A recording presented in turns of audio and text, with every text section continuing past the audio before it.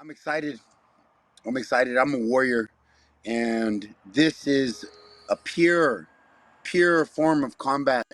I've always wanted to take off the gloves and do battle the way God made me. No pads, no pillows, no headgear, no nothing. Just everything that we got. And the fight that the fans like is on the feet, the stand up. The knockouts. It's what they've always liked from boxing.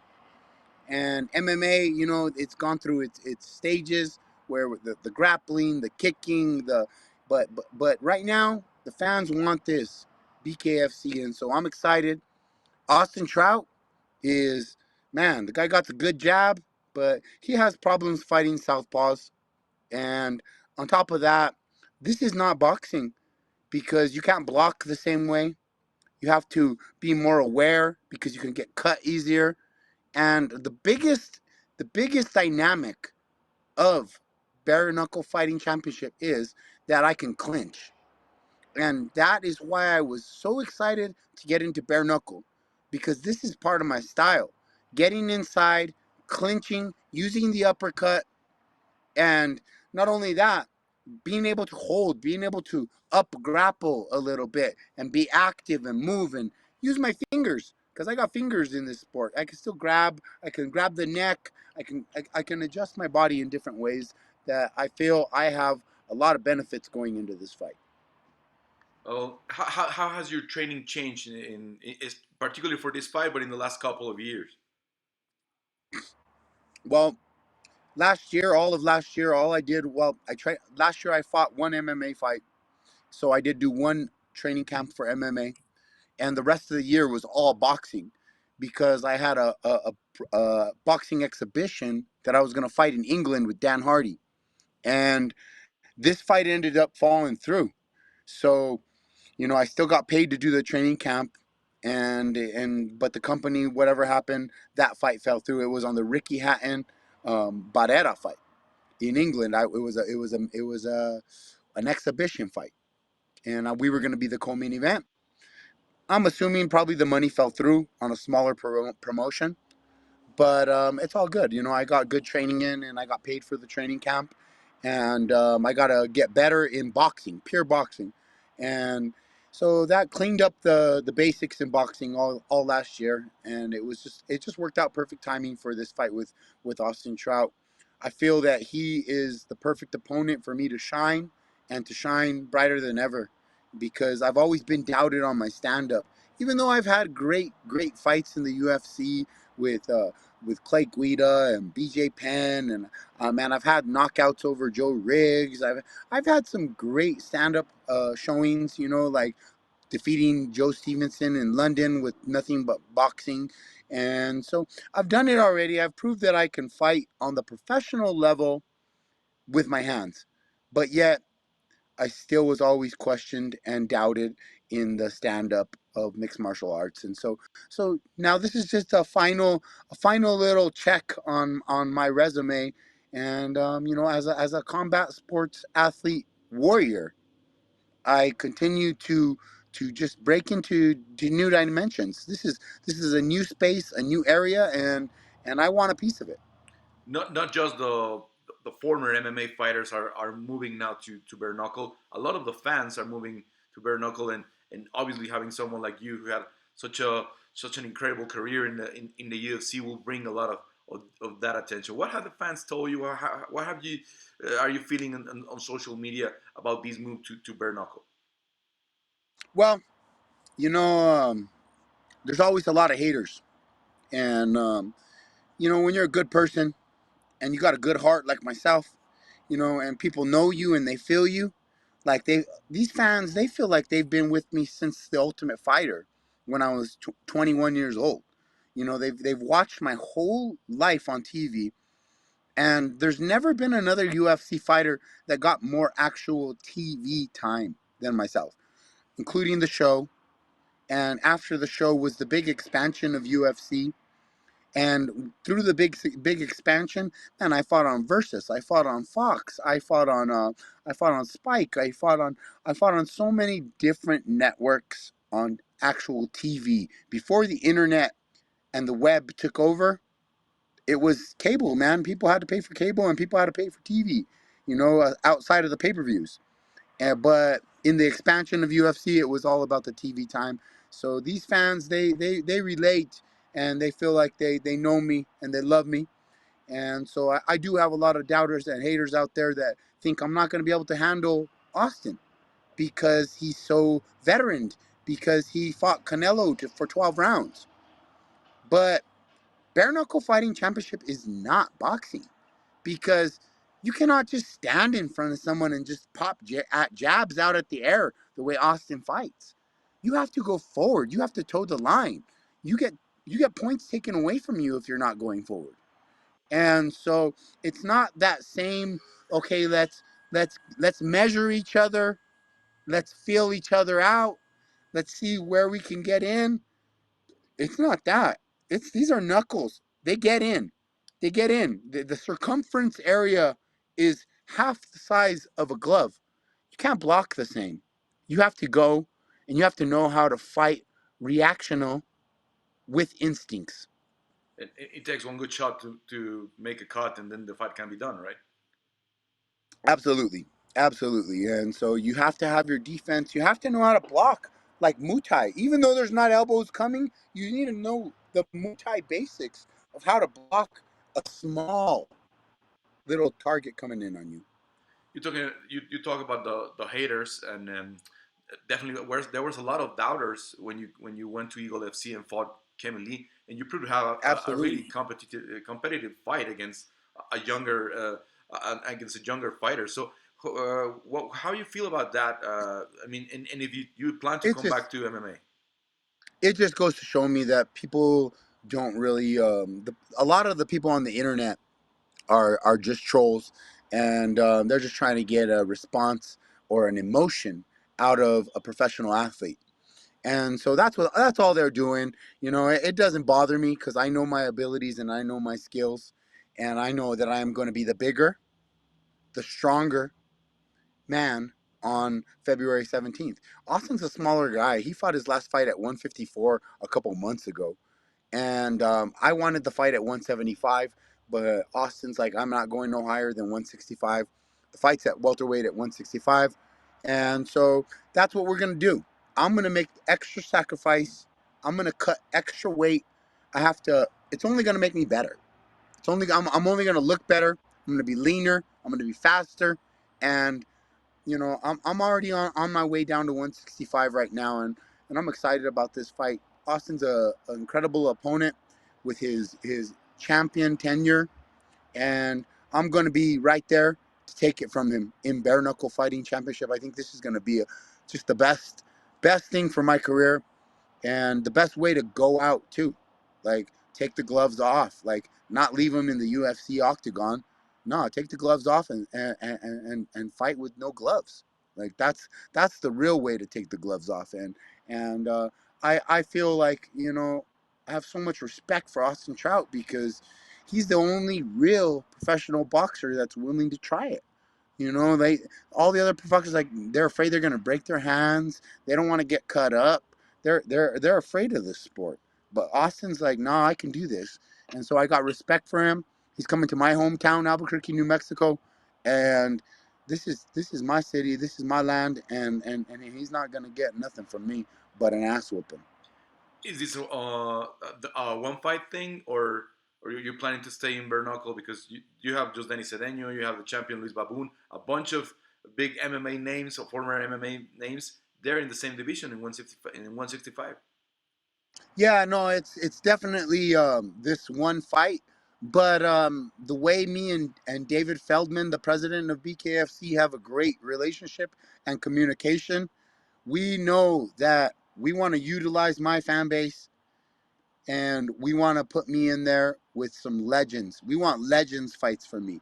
And so that's the fight that like that. That's why this fight produced because Austin's a legend. I'm a legend. We can draw from boxing fans and mixed martial arts fans, and so that's just going to be great for BKFC and great for the sport. And after I get this victory, February 17th, I'm coming out to call out the biggest names, man. I want the fight with Nick Diaz, bare knuckle.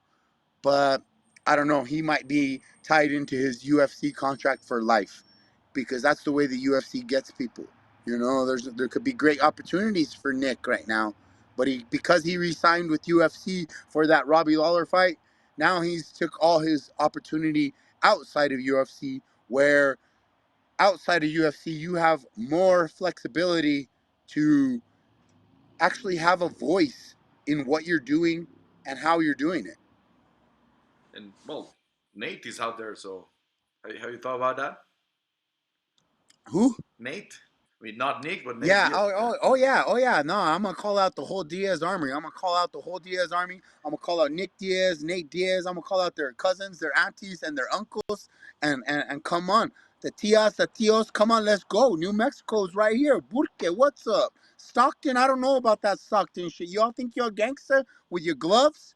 Y'all think you're a gangster with your gloves? Yeah, I ain't gangster with your gloves. Come over here to Bare Knuckle Championship and see what's up. You know what I mean? Like, you guys are all about the hands. I already whooped Nick Diaz in Gracie Jiu Jitsu. I whooped him in wrestling. I beat him fair and square in the UFC. And that's in our youth, in our primes. So now we're older men, and we have more knowledge, more wisdom, more skill sets. And if you still have your health and your ability, and you love to fight the way I love to fight, then it's not a question. It's an answer. Yes, let's do this. I want to challenge myself to fight the best without gloves. And I know people will also love a rematch against Gilbert Melendez. Yeah, no, we actually had that fight on the table too. Bare knuckle championship. They leaned more into Austin, because the Gilbert Melendez fight was that was an option, and so that one's still on the table too. Um, you know, I don't know what bare knuckle championship is going on with their computers, but they're on top of their shit. They have some really smart computer work teams, and they said that with Gilbert, that only, I guess, 2 out of 20 people knew who his name was, and so the algorithm said that he wasn't going to be worth as much money as he wanted, and that's why the Gilbert Melendez fight didn't go through. But I'm happy I got the Austin fight, and even though as good as the rematch with Gilbert Melendez could be, and with the fan base that watched the UFC fight with me and Gil, I know that all those people would tune in, and it would be a great sell. But the computers and the algorithms don't say the same thing, so you gotta work with your company and see what's up. Well, I was there at the arena, and it was electric. It was crazy when the fight ended. Diego, sorry to talk about this, but I saw you post on the recent passing of your good friend Stephan Bonnar.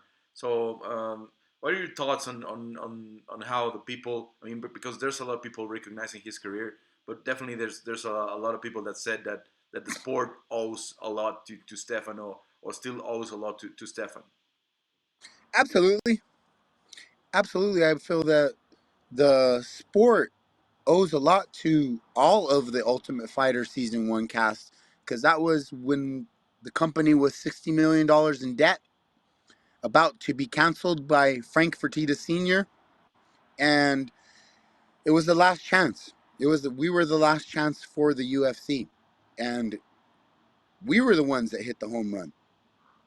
And the one the two that really hit the home run, well, I like to include myself on this because, I went in there and I cleaned house. I dominated Kenny Florian in the first round, and that was the most dominant fight of the entire show.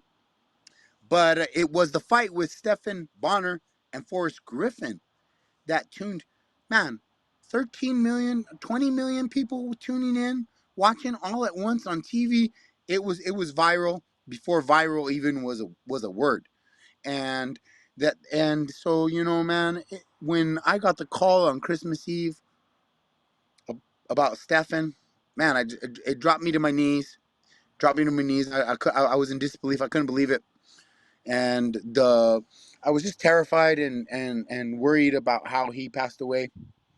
Of course, I'm just missing my brother, big brother, but I was just worried, because when someone passes away like that in the line, that's famous like that, you always worry about suicide.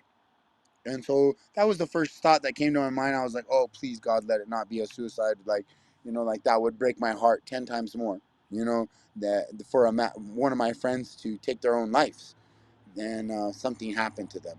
And so it came back that he had heart complications. He was only 45 years old. And it goes to show you that we need to take care of our health, that things are changing in 2023. We need to watch our heart health, man. We need to be, if you can't run, take a walk. You need to work your heart, eat healthier, and just know that you could be in your 40s and have a heart attack because it's happening all the time.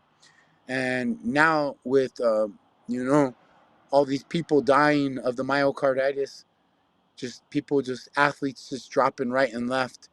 Whether that's to do with the vax or not, I'm not sure, but it's happening, and we all got to watch our heart health, because it's so hard when you lose someone that you love, and they didn't even know. And one of his last public appearances was when he was cornering you, right? In that last Absolutely, UFC yeah. fight. He cornered me in Abu Dhabi in 2020. We kept our relationship tight. I'd visit him. He had a son named Griffin, and his son is autistic son, and he had a wife that loved him, and he had a family, and that those are the parts of the Stephan Bonnar story that aren't told so much. But rest in peace, my big brother, man. Shout out to Stephan Bonnar. I love you always, forever, man, and just man, to message to all the people out there, man. Take time, man, for your friends. Take time for your family, man, because you never know, they could be gone then on Christmas Eve. After leaving the UFC in this new stage of your career, where are you? Where is Diego at? I mean, on the terms of the family, of your health, and where do you feel now in this part of your career?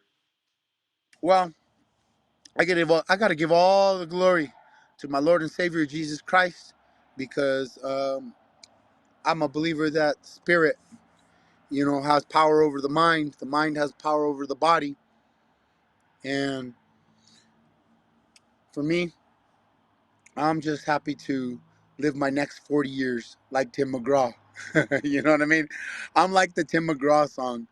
My next 40 years, you know, not so many beers, and family. My daughter, she's 9 years old now, and she's the pride and joy of my life. And I live a simple, quiet life, man. I still love to train, and and I just like to have my simple private life, like it's it's happier that way for me, you know but that's me. I'm healthy, I'm happy, I'm mentally fit, I'm physically fit, and I'm still a warrior. That's I'm 41 years old. I wanted to be like one of those guys like Randy Couture, that was one of those older guys that was just cool, man. In there beating guys like Brock, man, in there beating guys, just huge guys at heavyweight division at 48 years old. Man, what a legend. And then that's what I wanted to be. I wanted to be a legend like that. And that's why I'm stepping into bare knuckle fighting championship, because I got to silence these doubters. I got to silence these haters that don't think I can do it. I'm the guy that says, "Oh, you don't think I could do it? All right, let me show you." Well, Diego, I got to witness a big part of your career. We had you in Monterrey. We had you Oh yeah. in Mexico. Obviously, I get the chance to see you training when the Eric Perez and all the Mexicans were there in Albuquerque. Let me thank you, because you always were really kind to us. You always gave us good interviews, and I hope this goes well, Diego, and how you have a great fight, because when you talk about Diego Sanchez on the internet, there's a lot of people who still love you. There's a lot of people who still like to see you, and that remembers everything you've done from the sport. So I hope this goes well. I hope we have a war between you and Austin Trout in February. Hey, it's And not going to be a war, brother. It's not going to be a war, man. I'm going to take him out in the first round. I didn't want to give my prediction away on TMZ yesterday, but I'll give it to you because you know what? La raza. First round TKO. He's going down. It's going to be a first round TKO. I'm not even going to take any damage. I'm going to take him out. It's not even going to be a fight. And it's going to be a major statement for who Diego Sanchez is and how good he really is.